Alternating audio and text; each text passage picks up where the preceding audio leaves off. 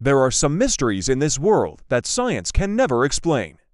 They say that curiosity killed the cat, but it was satisfaction that brought it back.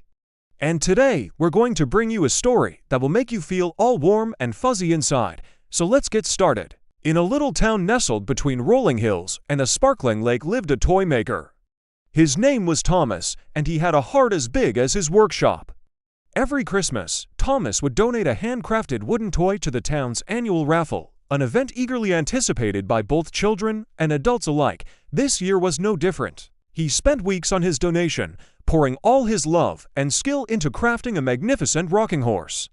He carved it from the finest mahogany, painted it in vibrant colors, and added touches that made it unlike any other rocking horse in town. But when he went to donate the horse, he realized that something was missing. It wasn't quite finished. Thomas looked at the clock. It was already late in the evening, and the raffle was scheduled for tomorrow. But he couldn't send the horse without its final touch. The toy maker went back to his workshop, determined to complete his masterpiece before dawn. As the night wore on, Thomas worked feverishly, driven by an almost magical force to finish the rocking horse. He hummed carols, oblivious to the cold night air seeping through the windows. Finally, just as the first rays of sunlight began to peek through the cracks, Thomas stepped back to admire his work. He had done it. The rocking horse was complete, more beautiful than he had ever imagined. Its eyes sparkled with life, its mane and tail flowed like silk. The horse seemed so real that Thomas could have sworn it was about to leap off its four legs and run across his workshop. But there was something peculiar about the horse. As Thomas examined it more closely, he noticed that the wood grain in one spot didn't match the rest of the horse's body. It was darker, almost black. At first, he thought it was just a flaw in the wood. But then he noticed that the wood was intricately carved with symbols he had never seen before. Intrigued, Thomas reached out to touch the carving. And as his fingers brushed against the dark wood, the symbols suddenly glowed. Startled, Thomas pulled his hand away, his heart pounding in his chest. What was this horse? Why did the symbols appear when he touched it? Was it a trick of the light or something more? Determined to find an answer, Thomas put the horse in his cart and headed to the library, hoping to find a book that might shed some light on the mystery. As he searched through the ancient texts, he came across a legend about a magical toy maker who crafted toys that were more than just wooden playthings. According to the legend, this toy maker had a gift, a magical gift that allowed him to imbue his toys with a part of his soul.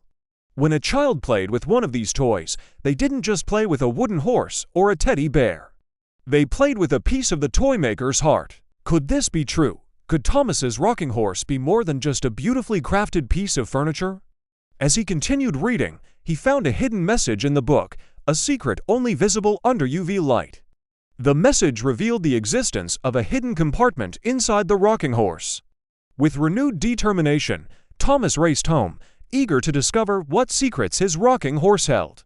As he arrived, the townspeople were already gathered for the raffle. Children's eyes wide with anticipation, adults chatted excitedly. The rocking horse was placed on a table, the center of attention. But Thomas couldn't join in the festivities. He was too preoccupied with the mystery of the rocking horse. He excused himself and went back to his workshop, where he carefully examined the horse, trying to figure out how to open it. Suddenly, he remembered the legend and the glowing wood. Could that be the key? He placed his hand on the dark patch of wood, closed his eyes, and waited. And just like that, the patch glowed brightly, revealing a small keyhole. Thomas's hands trembled as he inserted the key, turned it, and gently tapped on the horse's flank. A soft click echoed in the silence, and the horse's head began to turn. It was as if the horse itself was alive. With a gentle creak, the horse split open, revealing a secret compartment inside. Cautiously, Thomas opened the compartment and gasped at what he saw inside. Nestled in the compartment was a small, wooden box. The box was ornately carved with the same mysterious symbols that adorned the horse. And as Thomas reached for it, the symbols began to glow again.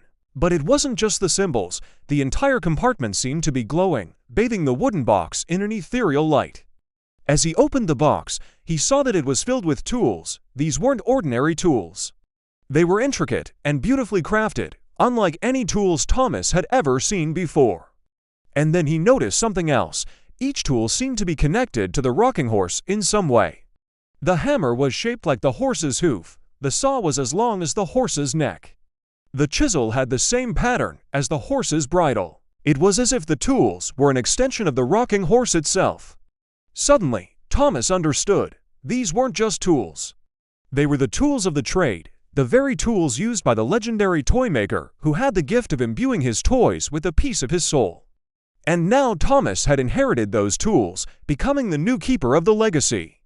Overwhelmed with emotion, Thomas closed the box, his hands shaking. He felt the weight of the legacy pressing down on him, the responsibility of carrying on the tradition. At that moment, he knew that his life would never be the same. Just then, the sound of applause broke through Thomas's thoughts. He had been so absorbed in his discovery that he had lost track of time. The raffle had begun, and people were gathering around the table to see the rocking horse up close. Children's eyes were shining with wonder. Parents smiled, reminiscing about their own childhood Christmases. And then it happened. A young girl, no older than 7, stepped forward. Her eyes were fixed on the rocking horse. She reached out and touched the dark patch of wood. And just like that, the symbols began to glow. Everyone gasped as they watched the horse split open, revealing the secret compartment. In that instant, the legend was reborn. The magic of the rocking horse was real. And the young girl, she was the one who had been chosen to continue the tradition. With a gentle smile, Thomas handed the girl the key, his eyes twinkling with pride and joy. She was the next keeper of the legacy. As the night wore on, the party continued. The children played with the rocking horse, their laughter echoing through the town square. Thomas watched them, a sense of peace and contentment washing over him. He had found the secret of the toy maker's chest, not in some dusty old book or hidden compartment, but in the joy and wonder in the children's eyes. When the first rays of sunlight began to peek over the horizon, Thomas knew it was time to go. He walked slowly, his head held high, his heart full of gratitude. He had found the secret of the toy maker's chest, and in doing so, he had rediscovered the magic of Christmas. The townspeople waved goodbye as Thomas drove away. They had witnessed the miracle of the rocking horse and the magic of the toy maker's legacy. And as the years passed, the legend only grew, passed down from generation to generation, reminding everyone of the importance of belief and the power of the human spirit.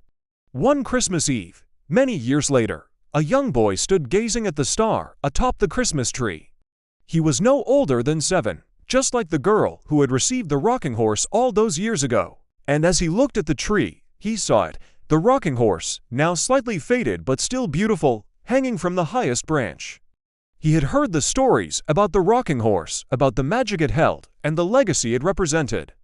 And he had waited patiently for the day he would be old enough to see it for himself. Now, standing before the tree, he reached out and touched the ornament. And just like that, the symbols began to glow, bathing the room in a warm, inviting light. As he watched, mesmerized, the rocking horse began to turn, revealing a small keyhole. With trembling hands, he inserted the key, turned it, and gently tapped on the horse's flank. A soft click echoed in the room, and the rocking horse swung open, revealing a secret compartment inside. Curious, the boy opened the compartment and gasped at what he saw. Nestled inside was a small, wooden box, ornately carved with the same mysterious symbols that adorned the rocking horse. As he reached for it, the symbols began to glow again, enveloping the wooden box in an ethereal light. With bated breath, the boy opened the box and saw that it was filled with tools. These weren't ordinary tools, they were intricately crafted, unlike any tools he had ever seen before. Then he noticed something else. Each tool seemed to be connected to the rocking horse in some way. The hammer was shaped like the horse's hoof. The saw was as long as the horse's neck. The chisel had the same pattern as the horse's bridle. Overcome with emotion, the boy closed the box, his hands shaking.